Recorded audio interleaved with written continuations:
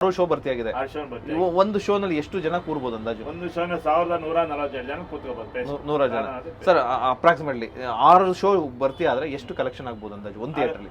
ಒಂದು ಥಿಯೇಟರ್ ಅಲ್ಲಿ ಅಂದ್ರೆ ರೇಟ್ ಆಫ್ ಅಡ್ಮಿಷನ್ ಡಿಪೆಂಡ್ ಆಗುತ್ತೆ. ಪ್ರೈಸ್ ಮೇಲೆ ನಮ್ಮಲ್ಲಿ ಒಂದು 12 lakhs ಮೇಲೆ ಆಗಿದೆ. 12 lakhs ಮೇಲೆ ಆಗಿದೆ. ನಾನು ಮಿಸ್ಟರ್ ಮಧು. ಆಕ್ಚುಲಿ ನಾನು ಇವಾಗ ಪ್ರಸನ್ನ ಥಿಯೇಟರ್ ಹತ್ರ ಬಂದಿದ್ದೀನಿ. ನೋಡ್ಬೇಕು, ಪ್ರಸನ್ನ ಥಿಯೇಟರ್ ನೀವು ನೋಡ್ತಾ ಇದ್ರೆ ಎಲ್ಲೂ ನೋಡಿದ್ರು ಸುತ್ತಮುತ್ತ ಬರೀ ಕಟ್ಔಟು, ಡೆವಿಲ್ ಸಿನಿಮಾದ ಕಟ್ಔಟ್ಗಳು, ಪೋಸ್ಟರ್ಗಳು ಮತ್ತು ಬ್ಯಾನರ್ಗಳೇ ನಿಮಗೆ ಸಿಗುತ್ತೆ. ಬಟ್ ಇಲ್ಲಿ ನಾನು ಬಂದಿದ್ದೀನಿ ಏನಪ್ಪ ಅಂತಂದರೆ ಎಷ್ಟು ಟಿಕೆಟ್ ಸೇಲ್ ಆಗಿದೆ, ಮತ್ತು ಟಿಕೆಟ್ ಸಿಗುತ್ತಾ, ಎಷ್ಟು ದಿನದ್ದು ಟಿಕೆಟ್ ಸೇಲ್ ಆಗಿದೆ, ಮತ್ತು ಎಷ್ಟು ಕಲೆಕ್ಷನ್, ಅಂದರೆ ಇವಾಗಲೇ ಗೊತ್ತಾಗಲ್ಲ ಕಲೆಕ್ಷನ್ ಎಲ್ಲ, ಬಟ್ ಯಾವ ರೀತಿ ಇದೆ, ಓಪನಿಂಗ್ ಯಾವ ರೀತಿ ಇದೆ ಅನ್ನೋ ತಿಳ್ಕೋಣ. ಯಾಕಂದರೆ ಈ ಥರ ಒಂದು ಸಿನಿಮಾಗಳು ಬರಬೇಕು ನಮ್ಮ ಕನ್ನಡ ಇಂಡಸ್ಟ್ರಿನಲ್ಲಿ, ಎಸ್ಪೆಷಲಿ ಡಿಸೆಂಬರಲ್ಲಂತೂ ಕನ್ನಡದವ್ರಿಗೆ ಹಬ್ಬ ಅಂತ ಹೇಳಿದ್ರೆ ತಪ್ಪಾಗಲ್ಲ. ಯಾಕೆಂದರೆ ಡೆವಿಲ್ ಬರ್ತಾ ಇದೆ, ಅದಾದಮೇಲೆ ಮಾರ್ಕ್ ಬರ್ತಾ ಇದೆ, 45 ಬರ್ತಾ ಇದೆ. ಸೊ ಆಲ್ಮೋಸ್ಟ್ ತುಂಬ ಡಿಸ್ಟ್ರಿಬ್ಯೂಟರ್ಗಳು, ತುಂಬ ಸಿನಿಮಾ ಥಿಯೇಟರ್ಗಳು ಡಿಸೆಂಬರ್ ತಿಂಗಳಲ್ಲಿ ತುಂಬ ಹ್ಯಾಪಿಯಾಗಿರ್ತಾರೆ. ಯಾಕೆಂದರೆ ಈ ಥರ ಒಂದು ಕಲೆಕ್ಷನ್ನು ಕನ್ನಡದಲ್ಲಿ ಆಗಬೇಕು. ಆ್ಯಕ್ಚುಲಿ ನೋಡಿ, ಈಗ ಇಲ್ಲಿ ಯಾವುದೋ ಒಂದು ಹಿಂದಿ ಸಿನಿಮಾ ಹೋಗ್ತಾ ಇದೆ, ಬಟ್ ಆ ಯಾವ ಹಿಂದಿ ಸಿನಿಮಾ ಅಂತಲೂ ಗೊತ್ತಾಗಲ್ಲ, ಅಷ್ಟು ಒಂದು ಬ್ಯಾನರು ಸಹ ಇಲ್ಲ, ಅಷ್ಟು ಬ್ಯಾನರ್ನ ಮುಚ್ಚಿ ಕನ್ನಡದವ್ರು ಬಂದಿದ್ದಾರೆ. ಸೊ ಈ ಥರ ಒಳ್ಳೊಳ್ಳೆ ಸಿನಿಮಾಗಳು, ಬಿಗ್ ಬಜೆಟ್ ಸಿನಿಮಾಗಳು ನಮ್ಮ ಕನ್ನಡದಲ್ಲಿ, ಎಸ್ಪೆಷಲಿ ಕನ್ನಡದಲ್ಲಿ ಕಾಂಪಿಟೇಷನ್ ಇಲ್ದಂಗೆ ಈ ಥರ ಸಿನಿಮಾಗಳು ಬಂದರೆ ನಾವು ಹಿಂದಿಯವ್ರಿಗಾಗಲಿ ಬೇರೆ ಭಾಷೆಯವ್ರಿಗೆ ಕಾಂಪೀಟ್ ಮಾಡ್ಬೋದು, ನಮ್ಮ ಕನ್ನಡ ಸಿನಿಮಾಗಳನ್ನ ಉಳಿಸ್ಬೋದು. ಅದು ಬಿಟ್ಬಿಟ್ಟು ನಾವು ಯಾವುದೋ ಸಿನಿಮಾ ಒಳ್ಳೊಳ್ಳೆ ಸಿನಿಮಾ ಮಾಡಿದ್ರೆ ಎಲ್ಲರೂ ಅವರೇ ಇದ್ದಾರೆ ಅನ್ನೋದಕ್ಕಿಂತ ಹೆಚ್ಚಾಗಿ ನಾವು ಒಳ್ಳೆ ಸಿನಿಮಾಗಳನ್ನು ಮಾಡಿ, ನಮ್ಮ ದೊಡ್ಡ ದೊಡ್ಡ ಸ್ಟಾರ್ಗಳ ಸಿನಿಮಾಗಳು ಮಾಡಿ ಅವನ್ನ ಓವರ್ಕಮ್ ಮಾಡಬೇಕು. ಅಂದರೆ ಏನು ಹಿಂದಿ ಸಿನಿಮಾಗಳು ಬೇರೆ ಬೇರೆ ಸಿನಿಮಾಗಳಿದೆಯೋ ಆ ಸಿನಿಮಾಗಳನ್ನ ಓವರ್ಕಮ್ ಮಾಡಬೇಕು. ಸೊ ಈ ಥರ ಒಂದು ಡಿಸೆಂಬರಲ್ಲಂತೂ ಎಲ್ಲರೂ ಹ್ಯಾಪಿಯಾಗಿರ್ತಾರೆ. ನೀವು ನೋಡಿ, ಆ್ಯಕ್ಚುಲಿ ಸುದೀಪ್ ಅವರು ಮೊನ್ನೆ ಪ್ರೆಸ್ ಮೀಟಲ್ಲಿ ಹೇಳಿದ್ರು, ನೀವು ಅದನ್ನೆಲ್ಲ ನೋಡೋಕೆ ಹೋಗ್ಬೇಡಿ, ಡಿಸೆಂಬರಲ್ಲಿ 3 ಸಿನಿಮಾಗಳು ಬರ್ತಾ ಇದೆ. 3 ಸಿನಿಮಾಗಳಲ್ಲಿ ಎಲ್ಲ ಡಿಸ್ಟ್ರಿಬ್ಯೂಟರ್ಗಳಾಗ್ಬೋದು, ಮತ್ತು ಥಿಯೇಟ್ರ್ ಓನರ್ಸ್ಗಳಾಗ್ಬೋದು, ಯಾರೆಲ್ಲ ಇದ್ದಾರೆ ಅವರೆಲ್ಲ ತುಂಬ ಹ್ಯಾಪಿಯಾಗಿದ್ದಾರೆ. ಪ್ರತಿ ತಿಂಗಳು ಡಿಸೆಂಬರ್ ತಿಂಗಳ ಥರ ಆಗಲಿ ಅಂತ ಅಂದ್ಕೊಂಡಿದ್ದಾರೆ ಅಂತ ಒಂದು ತುಂಬ ಒಳ್ಳೆ ಮಾತನ್ನು ಹೇಳಿದ್ರು. ಹೀಗೆ ದೊಡ್ಡ ದೊಡ್ಡ ಸ್ಟಾರ್ ಸಿನಿಮಾಗಳು ಬರಬೇಕು. ಈಗ ಮೊದಲನೇದಾಗಿ ಹೆಜ್ಜೆ ಇಡ್ತಾ ಇರೋದು ಅದು ಅತಿ ಹೆಚ್ಚು ಅಭಿಮಾನಿ ಬಳಗವನ್ನು ಹೊಂದಿರತಕ್ಕಂತಹ ದರ್ಶನ್ ಅವರ ಸಿನಿಮಾ ಡಿ ಬಾಸ್. ನೆಚ್ಚಿನ ನಟ ಡಿ ಬಾಸ್ ಅವರ ಸಿನಿಮಾ ಬರ್ತಾ ಇದೆ ನೋಡಿ. ಇಲ್ಲೆಲ್ಲ ಅವರ ಫ್ಯಾನ್ಸ್ಗಳು, ಯಾರೆಲ್ಲ ಅವರ ಫ್ಯಾನ್ಸ್ಗಳು ಇದ್ದಾರೆ ಅವರೆಲ್ಲ ಒಂದು ಬ್ಯಾನರ್ನ ಹಾಕ್ಸ್ಕೊಂಡು, ಫೋಟೋವನ್ನು ತೆಗೆಸ್ಕೊಂಡು ಬ್ಯಾನರ್ನ ಆಲ್ರೆಡಿ ಹಚ್ಚಿದ್ದಾರೆ. ಇನ್ನೂ 2-3 ದಿನ ಇದೆ ಸಿನಿಮಾ ಬರಲಿಕ್ಕೆ, 2-3 ದಿನ ಮುಂಚೆ ರೆಡಿ ಇದೆ. ಸೊ ಬನ್ನಿ, ನಾನು ಎಷ್ಟೇ ಮಾತಾಡೋದಕ್ಕಿಂತ ಹೆಚ್ಚಾಗಿ ಮ್ಯಾನೇಜರ್ನ ಮಾತಾಡಿಸ್ಬಿಟ್ಟು ಸೊ ಕಲೆಕ್ಷನ್ ಎಲ್ಲ ಹೇಗಿದೆ, ಓಪನಿಂಗ್ ಹೆಂಗಿದೆ ಅಂತ ನೋಡೋಣ. ಬನ್ನಿ ಸ್ನೇಹಿತರೆ, ಬನ್ನಿ ಇವಾಗ ಈ ಪ್ರಸನ್ನ ಥಿಯೇಟರ್ ಮ್ಯಾನೇಜರ್ ಅಂತ ನಾಗರಾಜ್ ಅವ್ರನ್ನ ಮಾತಾಡ್ಸೋಣ. ಸೊ ಎಷ್ಟು ಇನ್ಫಾರ್ಮೇಷನ್ ಅವ್ರ ಕಡೆಯಿಂದಲೇ ಸಿಗುತ್ತೆ. ಸರ್ ನಮಸ್ತೆ. ಸರ್ ಹೇಗಿದ್ದೀರಾ ಸರ್? ಚೆನ್ನಾಗಿದೆ. ಓಕೆ, ಡಿಸೆಂಬರ್ ತಿಂಗಳು ನಿಮ್ಗೆ ಒಂಥರ ಹಬ್ಬ, ಎಸ್ಪೆಷಲಿ ನಿಮಗೆ ಅಂತಲ್ಲ ಎಲ್ಲರಿಗೂ ಹಬ್ಬ. ಒಳ್ಳೆ ಸಿನಿಮಾ ಬರ್ತಾ ಇದೆ. ಲಾಸ್ಟ್ ಇಯರ್ ಕಾಟೇರ ಬಂದಿತ್ತು, ಈ ಟೈಮ್ ಡೆವಿಲ್ ಬರ್ತಾ ಇದೆ. ಅದಾದ್ಮೇಲೆ ಇನ್ನೂ 2 ಸಿನಿಮಾಗಳಿದೆ, ಒಳ್ಳೊಳ್ಳೆ ಸಿನಿಮಾ ಇದೆ. 45 ಇದೆ, ಮಾರ್ಕ್ ಇದೆ. ಓಕೆ, ಸೊ ಈಗ ಡೆವಿಲ್ ವಿಚಾರಕ್ಕೆ ಬಂದ್ರೆ, ಎಸ್ಪೆಷಲಿ ಡಿ ಬಾಸ್ ದರ್ಶನ್ ಅವ್ರ ಸಿನಿಮಾ ಅಂದ್ರೆ ಪ್ರಸನ್ನ ಥಿಯೇಟರ್ ಅಲ್ಲಿ ಇದ್ದೇ ಇರುತ್ತೆ. ಆಮೇಲೆ ಫ್ಯಾನ್ಸ್ ಗಳು ಹಂಗಿದ್ದಾರೆ ಇಲ್ಲಿ ಈ ಸರೌಂಡಿಂಗ್ ಅಲ್ಲಿ. ಸೊ ಹೆಂಗಿದೆ ಸರ್ ಓಪನಿಂಗ್ ಎಲ್ಲ? ಬಹಳ ಚೆನ್ನಾಗಿದೆ. ಆಕ್ಚುಲಿ ಥರ್ಸ್ಡೇ 6 ಶೋ ಇದೆ, 6 ಶೋ ಭರ್ತಿ ಆಗಿದೆ. ಫ್ಯಾನ್ ಶೋ 500-600 ವಿತಿನ್ ಒಂದು ಹಾಫ್ ಅನ್ ಅವರ್ ಕ್ಲಿಯರ್ ಆಗಿದೆ, ಎಲ್ಲ ಸೇಲ್ ಆಗಿದೆ. ನೈಟ್ ಶೋನು 200-250 ಇದೆ. ಎಲ್ಲ ಮೊದಲನೇ ದಿವಸದ ಎಲ್ಲ ಟಿಕೆಟ್ ಕ್ಲೋಸ್ ಆಗಿದೆ. 6 ಶೋಸ್ ಭರ್ತಿ ಆಗಿದೆ. ಓಕೆ, ಒಂದು 6 ಶೋ ಬರ್ತಿಯಾಗಿದೆ. ಒಂದು ಶೋ ನಲ್ಲಿ ಎಷ್ಟು ಜನ ಕೂರ್ಬೋದು ಅಂದಾಜು? ಒಂದು ಶೋ 1147 ಜನ ಕೂತ್ಕೋಬಹುದು. 100 ಜನ ಸರ್. ಅಪ್ರಾಕ್ಸಿಮೇಟ್ಲಿ 6 ಶೋ ಬರ್ತಿ ಆದ್ರೆ ಎಷ್ಟು ಕಲೆಕ್ಷನ್ ಆಗ್ಬೋದು ಅಂದಾಜು ಒಂದು ಥಿಯೇಟರ್ ಅಲ್ಲಿ? ಒಂದು ಥಿಯೇಟರ್ ಅಲ್ಲಿ ಅಂದ್ರೆ ರೇಟ್ ಆಫ್ ಅಡ್ಮಿಷನ್ ಡಿಪೆಂಡ್ ಆಗುತ್ತೆ. ಪ್ರೈಸ್ ಮೇಲೆ ನಮ್ಮಲ್ಲಿ ಒಂದು 12 lakhs ಮೇಲೆ ಆಗಿದೆ. 12 lakhs ಮೇಲೆ ಆಗಿದೆ ಮೊದಲನೇದು ಒಂದು ಥಿಯೇಟರ್ ಅಲ್ಲಿ. ಓಕೆ ಸರ್, ನಿಮಗೆ ನಾಲೆಡ್ಜ್ ಇರುತ್ತೆ. ಆಲ್ಮೋಸ್ಟ್ ಮೊದಲನೇ ದಿನ ಒಂದು 50-60 ಥಿಯೇಟರ್ ಅಥವಾ 50 ಅಲ್ಲ 100-200 ಥಿಯೇಟರ್ ಇದಾಗಿರುತ್ತೆ. ಎಷ್ಟು ಕಲೆಕ್ಷನ್ ಆಗ್ಬೋದು ಸರ್ ಅಂದಾಜು? ಆಗುತ್ತೆ ಸರ್, ಇದೇ ರೇಂಜ್ ಅಲ್ಲಿ ಕ್ಲೋಸ್ ಟುಗೆದರ್ ಆಗುತ್ತೆ. ಸುಮ್ಮನೆ ಕೆಲವರು ಬರೀ ಡೂಪ್ ಇಷ್ಟು ಕೋಟಿ ಸುಳ್ಳೋದು. ಒಂದು ಕೋಟಿ, 1-1.5 ಕೋಟಿ ಒಳಗೆ ಮೊದಲನೇ ದಿನದಲ್ಲಿ. ಅಂದ್ರೆ ಎಲ್ಲ ಕರ್ನಾಟಕದಾದ್ಯಂತ ರಿಲೀಸ್ ಆದ್ರೆ ಸುಮ್ಮನೆ ಅರ್ಧ ಬೂಸ್ಟ್ ಮಾಡ್ತಾರೆ ಅಷ್ಟೇ. ಕೋಟಿಗೆ ಬೆಲೆ ಇಲ್ವಾ ಸರ್? ಸುಳ್ಳೆ ಮಾಡ್ತಾರೆ. ಒಂದು ಕೋಟಿ ಹತ್ರ ಆಗ್ಬಿಡುತ್ತೆ ಕಡಿಮೆ ಪ್ರೈಸ್ ಇದ್ದಾಗ. ತುಂಬಾ ಜಾಸ್ತಿ ಪ್ರೈಸ್ ಇದ್ರೆ ಸ್ವಲ್ಪ ಜಾಸ್ತಿ ಆಗುತ್ತೆ. ರೇಟ್ ಆಫ್ ಅಡ್ಮಿಷನ್ ಜಾಸ್ತಿ ಇದೆ, ಜಾಸ್ತಿ ಆಗುತ್ತೆ ಸರ್. ಈಗ ಸುಮಾರು ಸಿನಿಮಾಗಳು ರಿಲೀಸ್ ಆಗ್ತವೆ, ಹಿಂದಿವೆಲ್ಲ ರಿಲೀಸ್ ಆಗ್ತವೆ. ಸೊ ಅವ್ರದೆಲ್ಲ ಪ್ರೈಸ್ ಜಾಸ್ತಿ ಇರುತ್ತಲ್ಲ ಇದಕ್ಕಿಂತ? ಇಲ್ಲ ಸರ್, ನಾರ್ಮಲ್ ಆಗಿ ಇಷ್ಟೇ ಇರುತ್ತೆ ಅವ್ರದ್ದು.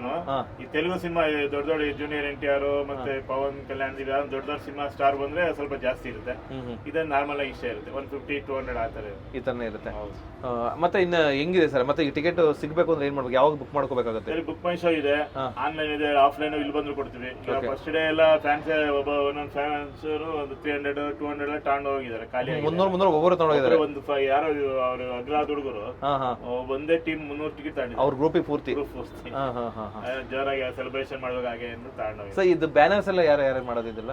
ಎಲ್ಲ ಇದು ಕಟೌಟ್ ಎಲ್ಲ ಇವ್ರು ಮಾಡೋದು, ಡಿಸ್ಟ್ರಿಬ್ಯೂಟರ್ ಮಾಡೋದು. ಓಕೆ, ಇದೆಲ್ಲ ಫ್ಯಾನ್ಸ್ ಹಾಕಿ ಈ ಸುತ್ತಮುತ್ತ ಎಲ್ಲ ಫ್ಯಾನ್ಸ್ ಹಾಕಿ. ಈಗ ಸರ್ ಯಾವುದೇ ಒಂದು ಸಿನಿಮಾನ ಪ್ರಮೋಷನ್ ಮಾಡ್ಬೇಕು ಅಂದ್ರೆ ಪ್ರೊಡ್ಯೂಸರ್ಗಳು ಸಿಕ್ಕಾಪಟ್ಟೆ ದುಡ್ಡು ಖರ್ಚು ಮಾಡ್ಬೇಕು ಬ್ಯಾನರ್ಗಳಿಗೆ ಇದಕ್ಕೆ.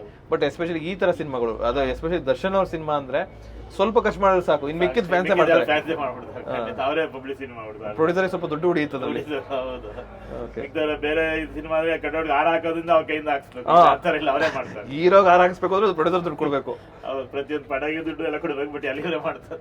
ಇದಕ್ಕೆ ಪಟಾಕಿ ದುಡ್ಡಿಲ್ಲ, ಹಾರದ ದುಡ್ಡಿಲ್ಲ, ಸೇಬಣ್ಣು ಹಾರ, ಮಾವಿನ ಹಣ್ಣ, ಎಂತೆಂತ ಹಾರಗಳಾಗ್ತವೆ, ಯಾವ್ದು ದುಡ್ಡಿಲ್ಲ, ಎಲ್ಲ ಅವರೇ ಮಾಡ್ತಾರೆ ಫ್ಯಾನ್ಸ್. ಸರ್ ಮತ್ತೆ ಈಗ ನಿಮ್ಗೆ ಹೆಂಗ್ ಅನ್ಸುತ್ತೆ ಎಸ್ಪೆಷಲಿ ದರ್ಶನ್ ಅವ್ರ ಸಿನಿಮಾ ಬಂದಾಗ? ಸರ್ ಸಿನಿಮಾ ನಮ್ಮಲ್ಲಿ ಆಕ್ಚುಲಿ ಪ್ರಸನ್ನದಲ್ಲಿ ಆಲ್ಮೋಸ್ಟ್ ಅಲ್ಲಿ ಎಲ್ಲ ಇಲ್ಲಮೇ ಆಗೋದು. ಅದು ಅಂದ್ರೆ ಇದು ಒಂಥರ ಇದು ಅವ್ರದ್ದು ಬೆಲ್ಟ್, ಇದು ಫ್ಯಾನ್ ಪ್ರಸನ್ನ ಥಿಯೇಟರ್ ಅವ್ರಿಗೆ ದರ್ಶನ್ಗೆ ಒಂದು ಮಾಸ್ ಪಿಕ್ಚರ್ ಅಲ್ಲ, ಅವ್ರದ್ದು ಎಲ್ಲಾ ಸಿನಿಮಾ ಇಲ್ಲೇ ಇಟ್ಟಾಗಿದೆ. ಇನ್ನು ವೀರೇಶಗೆಲ್ಲ ಒಂದ್ 2-3 ಸಿನಿಮಾ ಆಗಿದೆ, ಮಿಕ್ಕಿದೆಲ್ಲ ಪ್ರಸನ್ನ ಪ್ರಮೋದ್ ಇಲ್ಲೇ ಸರ್. ಸರ್ ಈಗ ಹಳೆ ಸಿನಿಮಾಗಳೆಲ್ಲ ಕೆಲವೊಂದು ಬಂದು, ಈಗ ಕರಿಯ ಬಂತು, ನವಗ್ರಹ ಬಂತು, ಸೊ ಅದೇ ಅಷ್ಟು ವಿಜೃಂಭಣೆಯಿಂದ ನಡೀತು. ಸೊ ಇದು ಹೊಸ ಸಿನಿಮಾ, ಕತೆ ಗೊತ್ತಿಲ್ಲ, ಯಾಕಂದ್ರೆ ಅದು ಆಲ್ರೆಡಿ ನೋಡಿದಾರೆ, ಈಗ ನೋಡಿದ್ರು ಯೂಟ್ಯೂಬ್ ಅಲ್ಲಿ ಸಿಗುತ್ತೆ. ಅಂತ ಸಿನಿಮಾಗೆನೆ ಇಲ್ಲಿ ಬಂದು ಜೈಕಾರ ಹಾಕೊಂಡು ಖುಷಿಯಾಗಿ ಎಂಜಾಯ್ ಮಾಡಿದ್ರು. ಮತ್ತೆ ಈಗ ಇದು ಹೊಸ ಸಿನಿಮಾ, ಕತೆ ಗೊತ್ತಿಲ್ಲ, ಹೆಂಗಿದೆ ಅಂತ ಗೊತ್ತಿಲ್ಲ ಸಿನಿಮಾ, ಸೊ ತುಂಬಾ ಕ್ಯೂರಿಯಾಸಿಟಿ ಇರುತ್ತೆ. ಗುರುವಾರ ಒಟ್ಟೆ ಒಂದು 2 ಶೋ ಆಗ್ಬೇಕು, ಅಲ್ಲಿ ರಿಸಲ್ಟ್ ಯಾವ ರೀತಿ ಒಪಿನಿಯನ್ ಬರುತ್ತೋ ಆಮೇಲೆ ಇನ್ನೂ ಕ್ರೇಜ್ ಜಾಸ್ತಿ ಆಗುತ್ತೆ.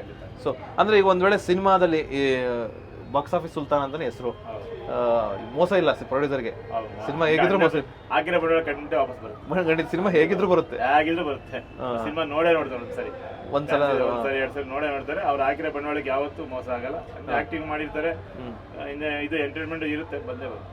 ಸರ್ ಮುಂಚೆ ಎಲ್ಲ ಒಂದು ರೂಮರ್ಸ್ ಇತ್ತು, ಅಂದ್ರೆ ಡಿಸ್ಟ್ರಿಬ್ಯೂಟರ್ಗಳು ಯಾರು ತಗೊಳಕ್ ಬರ್ತಾ ಇಲ್ಲ, 35 ಕೋಟಿಗೂ ಮಾರಕ್ ಹೋದ್ರು ಯಾರು ತಗೋತಾ ಇಲ್ಲ ಅಂತಂದ್ರು. ಆತರ ಏನು ಇತ್ತ ಸಿಚುವೇಶನ್? ಏನಿಲ್ಲ ಸರ್, ನಾವು ಕಣ ಏನು ಆತರ ಏನೂ ಇಲ್ಲ.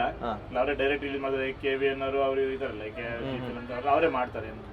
ಡಿಸ್ಟ್ರಿಬ್ಯೂಟರ್ಗೆ ಏನು ಹಿಂದೇಟ್ ಆಗಿರಲಿಲ್ಲ, ಸುಮ್ಮನೆ ಜಸ್ಟ್ ರೂಮರ್ಸ್ಗಳು ಸುಮ್ಮನೆ ಒಪ್ಪಿಸ್ತಾರೆ ಅಷ್ಟೇ, ಬೂಸ್ಟ್ ಮಾಡ್ತಾರೆ ಸುಳ್ಳು. ಸರ್ ಕಾಟೇರದ ಕಲೆಕ್ಷನ್ ಎಷ್ಟಾಯ್ತು ಮೊದಲ ದಿನ? Extraordinary collection sir. First day ಅಂತಲ್ಲ, ಅದು 1 ವೀಕ್ ಚೆನ್ನಾಗಿ ಹೋಯ್ತು ಬಹಳ. ಬಟ್ ಬಹಳ ಎಕ್ಸ್ಪೆಕ್ಟೇಷನ್ ಇಂದ ಒಳ್ಳೆ ಕ್ರೌಡ್ ಬಂತು. ಅದು ಹೆಂಗೆ ಅಂದ್ರೆ ಸ್ವಲ್ಪ ಸಿನಿಮಾ ಬಂದ ಮೇಲೆ, ಹೊರಗಡೆ ಬಂದ ಮೇಲೆ ಜನ ಇನ್ನೂ ಜಾಸ್ತಿ ಇದಾಯ್ತು ಸರ್. ರಿಲೀಸ್ ಆದ್ಮೇಲೆ ಸಖತ್ ಕ್ರೇಜ್ ಆಯ್ತು, ಜನಕ್ಕೆ ಚೆನ್ನಾಗಿತ್ತು, ಇಷ್ಟ ಆಯ್ತು. ಎಲ್ಲಾ ತರದ ಆಡಿಯನ್ಸ್ ನೋಡಿದ್ರು ಜನ. ಬಟ್ ಫ್ಯಾಮಿಲಿ ಆಡಿಯನ್ಸ್ ಬರ್ಬೇಕು ಸರ್, ಮೈನ್ ಸಿನಿಮಾ ಇಷ್ಟ ಆಗ್ಬೇಕಾದ್ರೆ. ಕಾಂತಾರ ಇಟ್ಟ ಕಾರಣ full family audience, super. Expectation ಇಲ್ಲ. 5-6 ವಾರ ಹೆಂಗ್ ಹೋಯ್ತು ಅಂದ್ರೆ ಅಪ್ಪ, ಏನ್ ಕ್ರೌಡ್ ಸರ್, ಏನ್ ಜನ. ಸೊ ಈಗ 2ನೇ ದಿನ ಫ್ಯಾಮಿಲಿ ಆಡಿಯನ್ಸ್ ಬುಕ್ ಮಾಡ್ತಾರೆ. ಈಗ ನಿಮ್ಗೆ ಗೊತ್ತಾಗತ್ತಾ ಯಾರು ಮಾಡ್ತಾರೆ? ನಮ್ಗೆ ಫ್ಯಾಮಿಲಿ ಆಡಿಯನ್ಸ್ ಮೇಲೆ ಮಂಡೇ ಮೇಲೆ ಎಲ್ಲ ಏನಾಗುತ್ತೆ ನೋಡ್ತಾರೆ, ಸುಮ್ಮನೆ ಸೌಂಡ್ ಗಲಾಟೆ ಚಪ್ಪಾಳೆ ಪಡೆ ಹೊಡಿತಾರೆ ಅಂತ ಬರೋಲ್ಲ, ವಿಜುವಲ್ ಆಗ್ತಾರೆ ಅಂದ್ಬಿಟ್ಟು. ಆಫ್ಟರ್ ಮಂಡೇನೆ ಫ್ಯಾಮಿಲಿ ಆಡಿಯನ್ಸ್ ಬರೋದು. ಬರ್ತಾರೆ. ಬಟ್ ಸೋಮವಾರ ಮೇಲೆ ಆಕ್ಚುಲಿ ಲೇಡೀಸ್ ಎಲ್ಲ ಬರೋದು ಫ್ಯಾಮಿಲಿ. ಓಕೆ, ಸಿನಿಮಾ ರಿಸಲ್ಟ್ ನೋಡ್ಕೊಂಡು ಫ್ಯಾಮಿಲಿ ಆಡಿಯನ್ಸ್ ಬರ್ತಾರೆ. ಸಿನಿಮಾ ಹೇಗಿದೆ ಅಂತ ಈಗ ಮೌತ್ ಹಾಕೆಲ್ಲ ಶುರು ಆಗದಲ್ಲ, ಜನಗಳ ಒಪಿನಿಯನ್ ನಿಮ್ಮಲ್ಲಿ ಇದೆಲ್ಲ ಮೀಡಿಯಾಗಳಲ್ಲಿ, ಸೋಷಿಯಲ್ ಮೀಡಿಯಾಗಳಲ್ಲಿ, ಹಾಗಾಗಿ ಆಮೇಲೆ ಚೆನ್ನಾಗಿ ಕಲೆಕ್ಷನ್ ಬರುತ್ತೆ. ಓಕೆ ಓಕೆ ಸರ್, ಮತ್ತೆ ಏನ್ ಹೇಳ್ತೀರಾ ಫ್ಯಾನ್ಸ್ಗಳಿಗೆ? ಎಸ್ಪೆಷಲಿ ಸ್ವಲ್ಪ ಕ್ರೌಡ್ ಆಗುತ್ತೆ, ಕ್ರೌಡ್ ಆದಾಗ ಒಂದು ಸಂದೇಶ 2-3 ಚೆನ್ನಾಗಿ ಹೇಳಿದೀನಿ. ಎಲ್ಲ ಪೊಲೀಸ್ ಬಂದೋಬಸ್ತ್ ಹೊಡೆದಿ, ಎಲ್ಲ ನಮ್ಮ ಡೀಸ್ ಬಾಸ್ ಅಭಿಮಾನಿಗಳೆಲ್ಲರೂ ಶಾಂತಿ ಮಾಡಿ, ಅವ್ರಿಗೆ ಧಿಕ್ಕಾರ ದಯವಿಟ್ಟು ಯಾರಿಗೂ ಕೂಗಬೇಡಿ, ಶಾಂತಿಯಿಂದ ವರ್ತಿಸಿ ಪಿಕ್ಚರ್ ಎಂಜಾಯ್ ಮಾಡಿ. ಈಗ ನೀವು ಮಾಡೋದೆಲ್ಲ ಅವ್ರಿಗೂ ಕೆಟ್ಟ ಹೆಸರು ಬರಬಾರ್ದು. ನೀವು ಎಷ್ಟು ಇದು ಶಾಂತ ರೀತಿಯಿಂದ ಇರ್ತಾರೆ ಅವ್ರು ಅಷ್ಟು ಒಳ್ಳೇದು. ಕನ್ನಡದಲ್ಲಿ ಬೇರೆ ಯಾವ ನಟರಿಗೆ ಈ ತರ ಕ್ರೇಜ್ ಬರುತ್ತೆ, ಈ ತರ ಫುಲ್ ಆಗುತ್ತೆ? ಈ ತರ ಸರ್ ಪುನೀತ್ ಸರ್ ಇತ್ತು, ಶಿವಣ್ಣರ್ಗಿದೆ, ಎಲ್ಲ ಆಲ್ಮೋಸ್ಟ್ ಅಲ್ಲಿ ಎಲ್ಲ ದೊಡ್ಡ ಸರ್ ಇಲ್ಲಿ ಇದೆ ಅಂದ್ರೆ ಇದ್ರಲ್ಲಿ ಇದೆ.